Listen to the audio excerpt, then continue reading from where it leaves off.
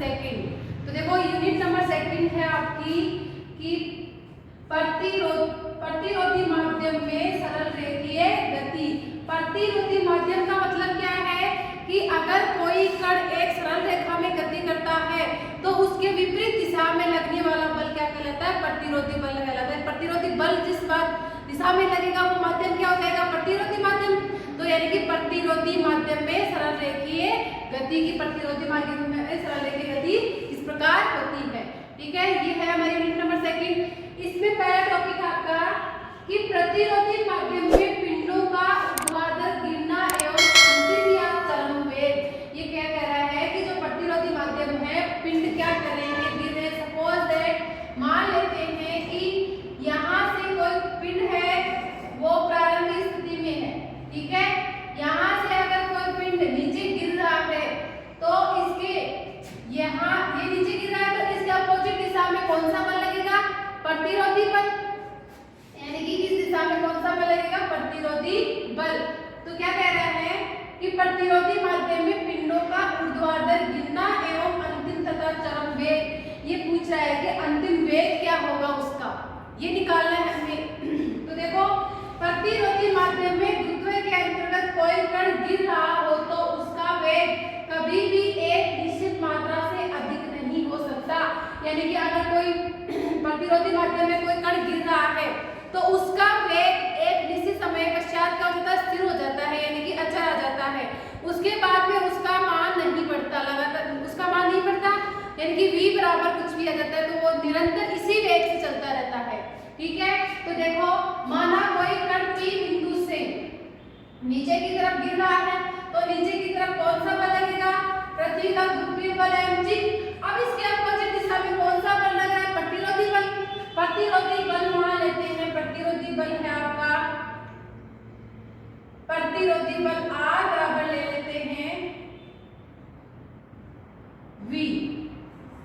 ठीक है, प्रतिरोधी बल देखो इसके अपोजिट दिशा में लगता है। जैसे कण गति कर रहा है उसके विपरीत दिशा में लगता है तो साइन कैसा आएगा? नेगेटिव साइन, यानी कि ये नेगेटिव। ठीक है, तो प्रतिरोधी बल को हम डिनोट करते हैं m लैम्डा v। यानी कि ये इस प्रकार होता है प्रतिरोधी बल समानुपाती होता है वेग के। तो प्रतिरोधी बल R समानुपाती V, R बराबर लैम्डा v। ये किसके लिए हो गया? एकांक के लिए। एकांक द्रव्यमान पर कितना वेग लग रहा है? Lambda v। और अगर हम किसकी बात करें? m द्रव्यमान की, तो m द्रव्यमान की बात करेंगे तो प्रतिरोधी बल कितना हो जाएगा? R बराबर m लैम्डा v। इस प्रकार हम हमेशा प्रतिरोधी बल के लिए क्या लिखते हैं? m lambda v। और वो किस प्रकार आता है आपको पता है कि प्रतिरोधी बल होता है वो समानुपाती होता है वेग के। तो R बराबर समानुपाती हो गया v। समानुपाती स्थिरांक को हटाने के लिए हमने एक कांस्टेंट ले लिया लैम्डा, तो R बराबर हो गया लैम्डा v, तो R बराबर हो गया m लैम्डा v। किस साइन के साथ? माइनस साइन के साथ, क्योंकि ये कण के विपरीत दिशा में लगता है। ठीक है, तो प्रतिरोधी बल आ गया, ये एकांक द्रव्यमान के लिए हो गया लैम्डा v। अब हम बात करें m द्रव्यमान की, तो m द्रव्यमान पर प्रतिरोधी बल कितना हो जाएगा? m lambda v। ठीक है, अब देखो गति के दूसरे समीकरण से, गति के द्वितीय समीकरण से F बराबर क्या होता है? dp upon dt, d upon dt। p बराबर क्या होता है? mv। F बराबर क्या होता है?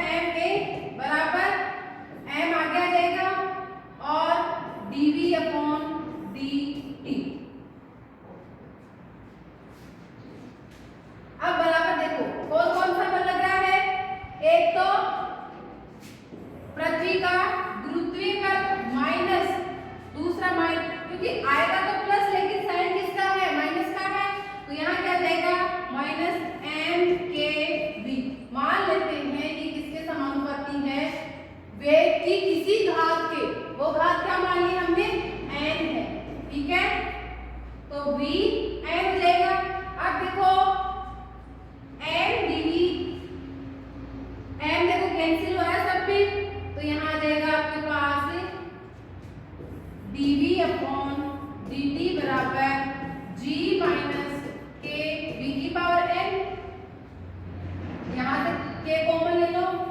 dv अपॉन dt बराबर k बाहर आ गया, तो आ गया g upon k minus vn।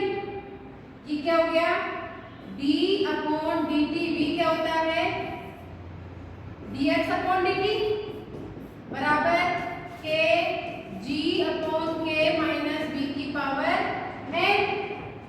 तो देखो d2x अपॉन dt स्क्वायर बराबर k g upon k minus v की पावर n।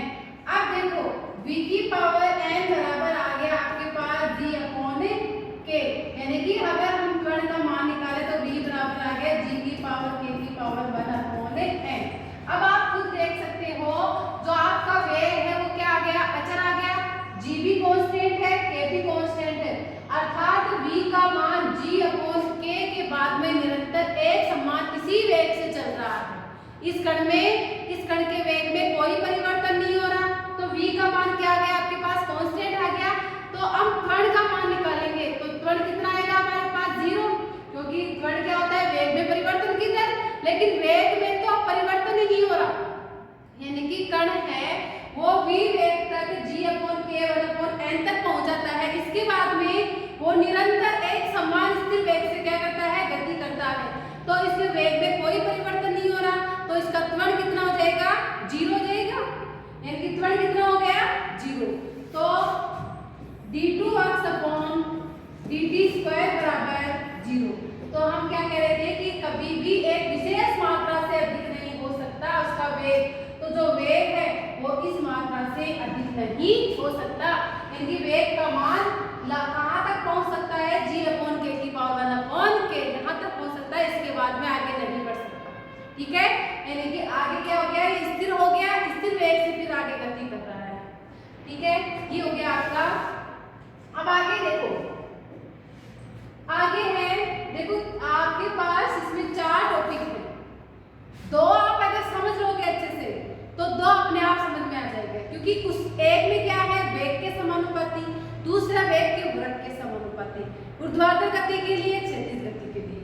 ठीक है, तो यहाँ जैसे ऊर्ध्वाधर गति ले रहे हैं हम, किसी वेग के समानुपाती प्रतिरोध के अधीन ऊर्ध्वाधर गति, क्या कह रहा है कि वेग के समानुपाती है कौन, प्रतिरोध के अधीन ऊर्ध्वाधर गति। जो प्रतिरोध के अधीन ऊर्ध्वाधर गति हो रही है वो क्या है, वेग के समानुपाती है। ठीक है, तो देखो इसके समानुपाती निकालेंगे तो क्या पूछा गया आपसे कि एक कण विराम अवस्था से, देखो जैसे जैसे कह रहे हैं हम वैसे वैसे चलते हैं। एक कण, ये मान लेते हैं कण की विराम अवस्था है, एक कण विराम अवस्था से गुरुत्वाकर्षण के अधीन एक ऐसे माध्यम से होकर गिरता है, यानी कि क्या कर रहा है, गुरुत्वाकर्षण के अधीन, यानी इधर की तरफ ऐसे माध्यम से होकर गिरता है जिसका प्रतिरोधक उसके वेग के समानुपाती है। क्या कर रहा है, इस दिशा में ये गिर रहा है और इसका प्रतिरोध है वो किसके समानुपाती है, वेग के समानुपाती है। तो इसके गति की विवेचना कीजिए, यानी हमें इसकी गति निकालनी है। देखो ये हमें दिया हुआ है, मान लेते हैं प्रारंभ में बिंदु P पर कोई कण है जो गुरुत्वाकर्षण के अधीन क्या कर रहा है, गुरुत्वाकर्षण अधीन गिर रहा है, यानी कि इस पर कौन सा बल लग रहा है, mg, और इसका प्रतिरोधी बल विपरीत दिशा में लगेगा, इसलिए वो क्या लगेगा, माइनस का mkv। ओके, क्या लगेगा, mkv, यानी कि इस कण पर कितने बल कार्य कर रहे हैं, 2 बल कार्य कर रहे हैं, एक तो गुरुत्वाकर्षण बल और दूसरा प्रतिरोधी बल। तो देखो पहले लिखो कण P पर 2 बल कार्य कर रहे हैं।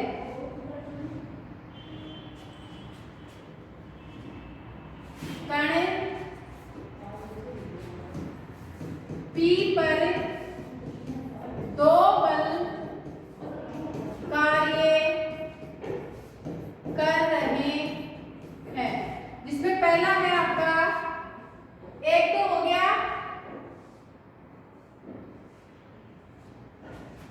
कण का भार बल, कण का भार mg, ऊर्ध्वाधर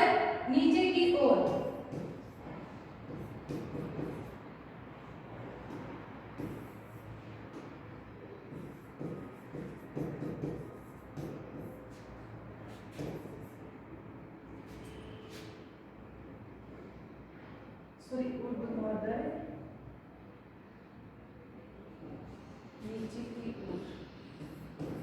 नीचे की ओर। और दूसरा कौन सा लग रहा है? प्रतिरोधी बल। दूसरा हो गया प्रतिरोधी बल MKB ऊपर की ओर। ठीक है, तो M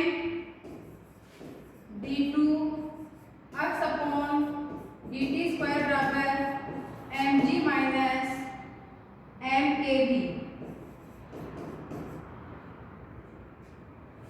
ठीक है, मैंने डायरेक्ट लिख दिया यहाँ m dv अपॉन dt आता है, b का मान लिखते हैं dx अपॉन dt, तो वापस dx अपॉन dt का d2 x upon dt square.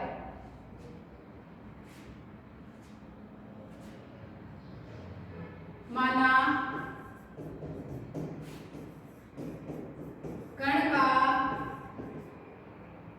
m से m कैंसिल कर देते हैं ना, इसमें सारे कैंसिल हो रहे हैं, तो यह रहेगा d2 x upon dt square बराबर g माइनस kv। ये स्मॉल v है। माना कण का अंतिम वेग कैपिटल V है, अतः d2 x upon dt square बराबर कितना होगा? 0, और स्मॉल v का मान कितना होगा? Capital V। ठीक है, रख दो। तो यह क्या रहेगा? 0 बराबर g माइनस, इसको इक्वेशन नंबर फर्स्ट नाम में देते हैं g माइनस k। अब देखो स्मॉल v वेग क्या ले रहे हैं हम? कैपिटल V अंतिम वेग, तो यहाँ क्या जाएगा स्मॉल की जगह कैपिटल V। तो यहाँ से आप k का मान निकालो तो kv बराबर g और k बराबर हो जाएगा g अपॉन v। अब k का मान समीकरण 1 में रखने पर रख दो। k का मान समीकरण 1 में रखने पर, तो देखो क्या आएगा? d2 x upon dt square बराबर g माइनस k की जगह क्या जाएगा? g अपॉन कैपिटल V, और ये क्या है आपका स्मॉल v। ठीक है,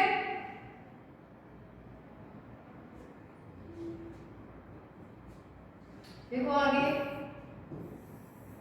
d2 x upon dt square, इसको क्या लिख सकते हो? dv अपॉन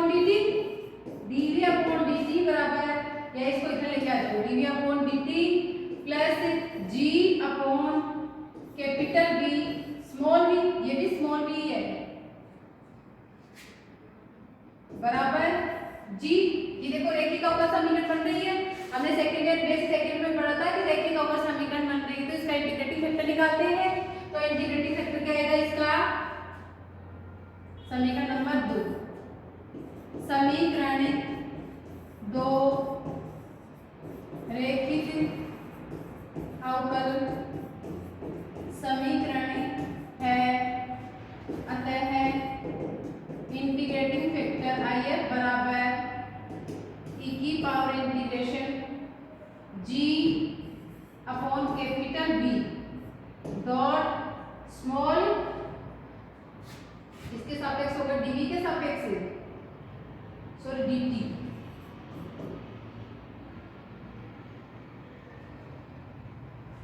तो बराबर क्या जाएगा? इंटीग्रेशन, सॉरी e की पावर, ये g अपॉन v तो क्या है? कांस्टेंट है, डॉट dt का क्या हो जाएगा? t। तो IF क्या है इसका? e की power g upon v t।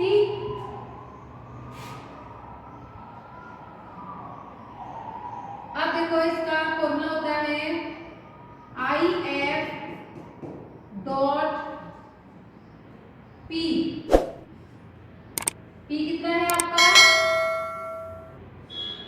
ये था P qx, p का मान है g अपॉन v, तो डायरेक्ट लिख दो इसका मान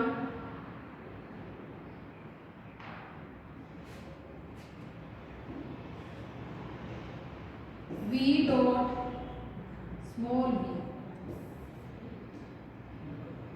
स्मॉल v डॉट e की power g upon capital V t बराबर qx डॉट if क्या है, इंटीग्रेशन ऑफ if e की power g upon v dot t plus c1, तो यहाँ रहेगा स्मॉल v डॉट e की power g upon capital V t बराबर g, इसका क्या देगा इंटीग्रेशन e की power g upon v, g upon v, e को पहले लिख दिया डॉट dt, डॉट dt, ठीक है।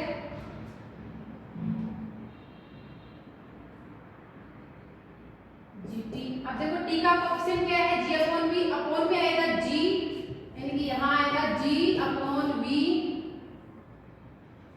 प्लस c1, तो g से g कैंसिल आ जाएगा, ऊपर बच जाएगा v, तो स्मॉल v डॉट e की power g upon v t बराबर, ये हो गया g से g कैंसिल, v ऊपर आ गया, e की power g upon v t plus c1, यानी कि आपके पास ये इक्वेशन आ गई। ये कैपिटल V है और ये आपका स्मॉल v है, ऐसे नहीं आप v से भी कैंसिल कर दोगे, ये अंतिम वेग है, ये प्रारंभिक वेग है, ठीक है।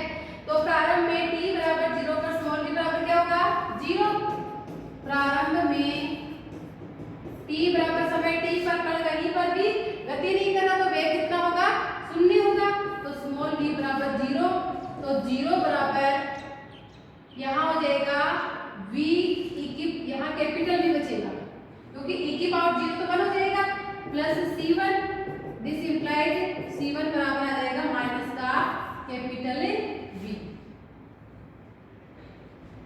c1 का मान रखो इक्वेशन में, इसको इक्वेशन नंबर 2 तो हो गया, ये है इक्वेशन नंबर 3। समीकरण 3 में c1 का मान रखने पर, समीकरण 3 में c1 का मान रखने पर देखो क्या है, c1 का मान रखेंगे तो स्मॉल v डॉट e की power g upon capital V t बराबर कैपिटल V e की power g upon capital V t minus, देखो माइनस में आ रहा है ना कैपिटल V, यहाँ आ जाएगा माइनस v,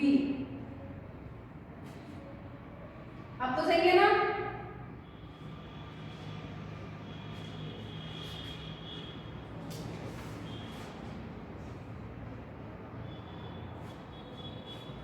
अब देखो हमें क्या निकालना है, यहाँ से हमें स्मॉल v का मान निकालना है, तो देखो यहाँ से आप अगर स्मॉल v निकालते हो, क्योंकि वेग निकालना है, तो v e की power g upon v t upon e की power g upon v t minus capital V upon e की power g upon v t, ठीक है।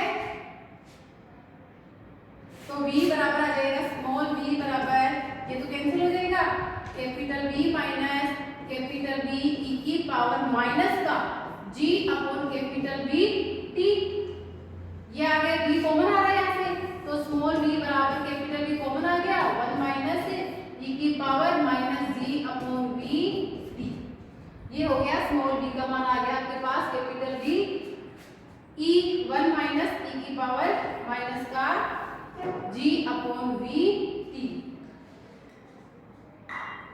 ये हो गया। देखो वेग व समय में रिलेशन, एक रिलेशन तो ये हो गया।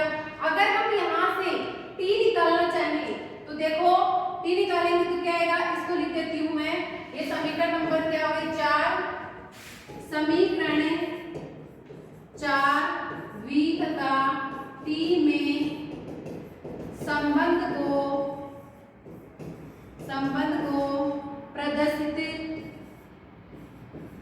प्रदर्शित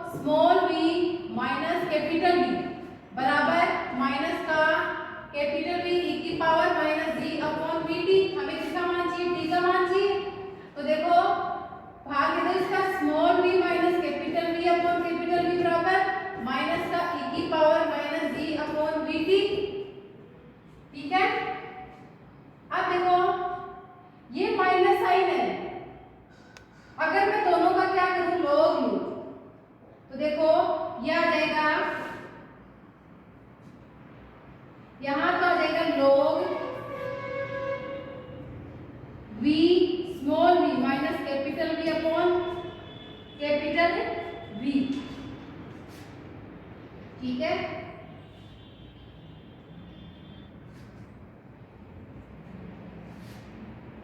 बराबर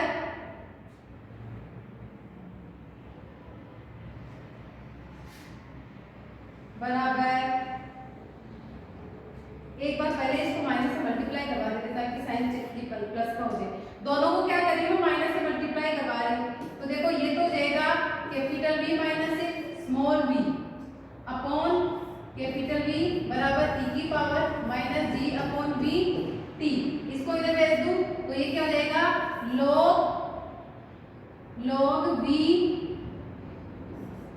minus small v upon capital V बराबर माइनस का g अपॉन v t।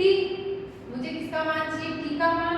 तो v अपॉन g log, देखो माइनस आ रहा है, फिर से अगर मैं इसको माइनस से मल्टीप्लाई करवाती हूँ तो देखो ये हो जाएगा log v upon small capital V minus small v और बराबर g अपॉन v t।